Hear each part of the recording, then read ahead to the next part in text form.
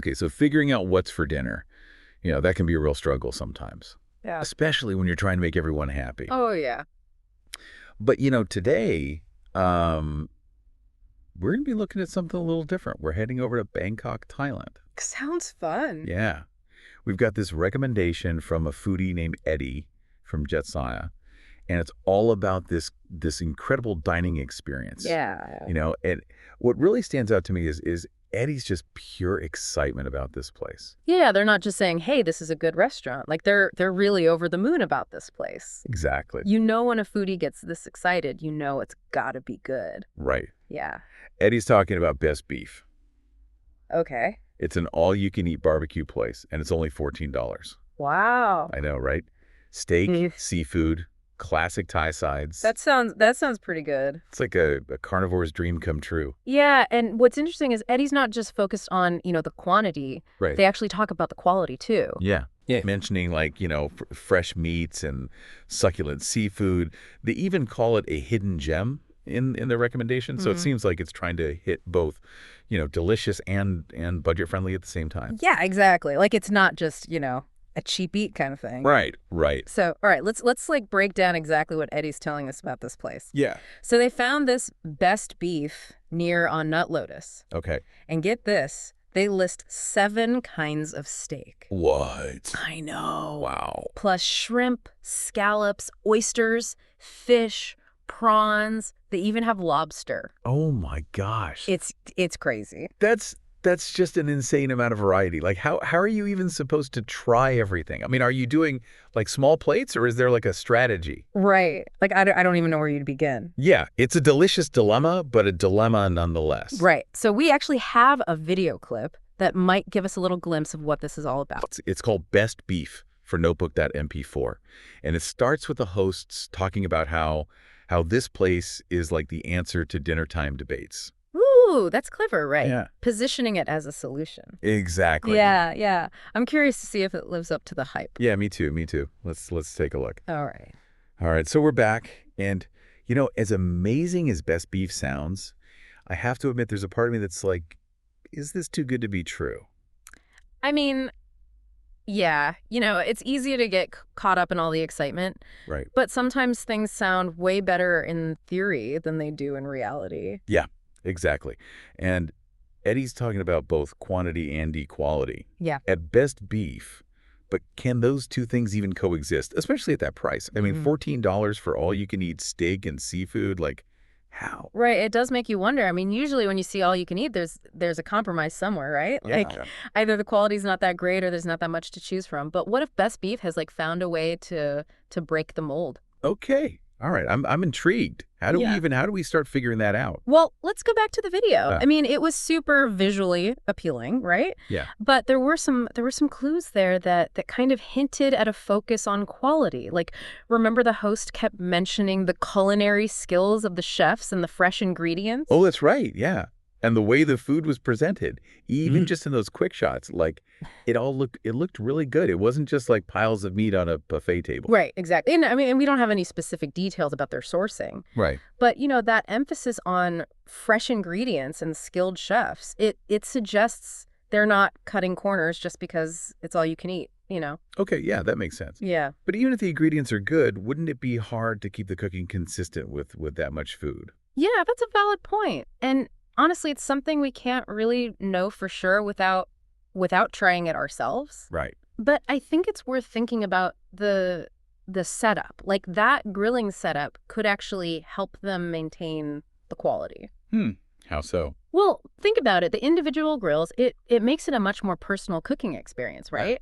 So customers have control over how their food is cooked, which takes some of the pressure off the kitchen, So the chefs might be focused on preparing all the raw ingredients really well, making sure everything's flavorful, everything's fresh. Right. And then the actual cooking part is up to the diner. Oh, that's an interesting point. Yeah, it's like it shifts the responsibility, but it also kind of gives you more of a personalized experience. Exactly. Yeah. So you get both, those good ingredients and the freedom to cook it exactly how you like it. Okay, yeah.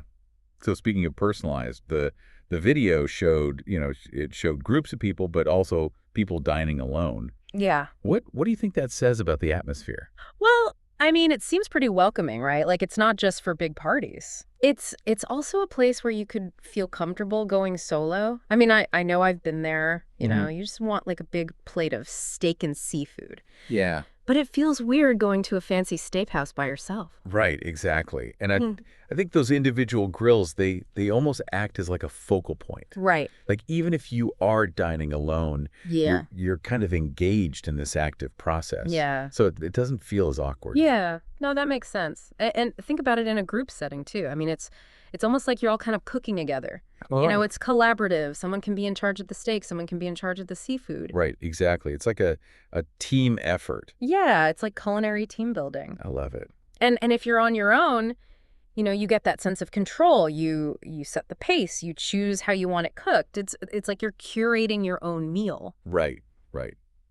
It's really fascinating how that one concept can work in all these different situations. Yeah. But I think it's important to remember the host's advice about patience. Oh, yeah, for sure. With that much food to cook and try, it's not a meal you can rush. Definitely not. Patience is key. And honestly, I think the anticipation is part of the fun, right? It's Yeah. like, it builds up the excitement. You're not just getting, a plate of food put in front of you. Right. You're part of the process. Exactly. Yeah, it's more of an experience. Yeah, exactly. And I love that perspective, but we can't forget about the sheer volume of food. Oh, yeah. We haven't even really talked about the challenge of navigating that menu. Right. 7 kinds of steak, all that seafood, the sides, the desserts. Like it's a lot to take in. It's overwhelming. Yeah. And that's where strategy comes in. Right. It's not just about eating. It's about eating smart. Like, how do you even approach that kind of feast without just shutting down completely? Right. Without getting decision fatigue or worse, like a food coma, right? Yeah, exactly. That's a great question. And luckily we have some answers. In the final part of our deep dive, we're gonna delve into that. The art of strategic feasting, offering some tips and tricks for conquering the all-you-can-eat challenge at Best Beef. Okay, so welcome back to our Bangkok barbecue deep dive. We've talked about the sights and smells of Best Beef. We've talked about the potential for quality and all-you-can-eat. Yeah, even the social dynamics of grilling your own food, solo or with a group. Right, but now we're at, I think, the biggest challenge of all. Yeah. How do we tackle this menu without, just getting decision fatigue or worse, like a food coma? That's where the strategy comes in. Okay. Like, we're not just eating here, we're trying to maximize the enjoyment of this experience. Right. It's almost like prepping for battle, but with like delicious steaks. I like where this is going. So, general expert, what's the first rule of engagement in this all-you-can-eat battleground? First and foremost, pacing. Pacing is key. You don't want to go in there and just like load up your plate with everything at once. Right. That's a recipe for disaster. It's a marathon, not a sprint. Okay, start slow and steady. Got it. But how do we even choose where to begin? I mean, there are so many options. Well, I'm a big fan of the reconnaissance mission approach. Okay. Start with small portions of a few things that look good to you. Okay. That way you can kind of sample a variety without overwhelming yourself. Right. It's like a taste test to figure out, like you said, our battle plan. Exactly, yeah. But what if everything looks amazing? How do we prioritize? That's a great question. You really got to think about what you're most excited about. Okay. What are your personal preferences? Are you a huge steak person? Yeah. Maybe start with sampling the different cuts. If you're more of a seafood fan, prioritize the prawns, the scallops, So identify your must-haves and kind of build your strategy around that. Exactly, yeah. And don't be afraid to ask the staff for recommendations, too. Oh, yeah, that's a good point. If you're not sure about a particular cut of meat or a type of seafood, they might have some insider tips or know what's particularly fresh that day. That's true, yeah. It's not a test. This is supposed to be fun. Exactly. Part of the fun is talking to people and learning about food. Exactly, yeah. So another thing to consider is cooking time. Oh, yeah, that's true. Some things are going to take longer on the grill than others. Right. So you got to factor that in. Yeah, that's a good point. I don't want to be waiting for like a big ribeye to cook while my shrimper's getting cold. Right. So maybe start with the faster things while the big stuff's, working its magic. Exactly. You got to think of it like a culinary chess game. Okay. Every move you make should be calculated for maximum enjoyment. I like it. And speaking of, strategy, We can't forget about the sides. Mm. Rice, noodles, soup, they're not just there to, fill you up. They help to, balance the flavors and keep your palate from getting tired. Right, exactly. Like a salad, a soup, it can kind of cleanse your palate between all those grilled things. Yeah. And don't underestimate the humble bowl of rice, right? Just soak up all those delicious juices. Okay. So we've talked about pacing, we've talked about prioritizing, cooking times, sides. What about the food coma? Oh, yeah. How do we avoid hitting the wall? Right. Hydration. Okay. Make sure you're drinking water or unsweetened tea. Right. It's going to help with digestion. Yeah. And this might sound counterintuitive, but don't be afraid to take breaks between plates. Oh, yeah. Okay. Step away from the grill, let your stomach catch up. It's like a pit stop. Exactly. You got to refuel and recharge Right. before you hit the track again. Exactly. And speaking of knowing when to stop, there's no shame in admitting defeat. Right. You don't have to eat till you're bursting. Just, listen to your body and stop when you're satisfied. Yeah. You want to walk away from best beef feeling good, not regretting all your life choices. Exactly. And if you've followed all our strategic advice, you've sampled all kinds of flavors. Oh, You've really? enjoyed the experience. You've avoided the food coma. Perfect. You've won. So there you have it.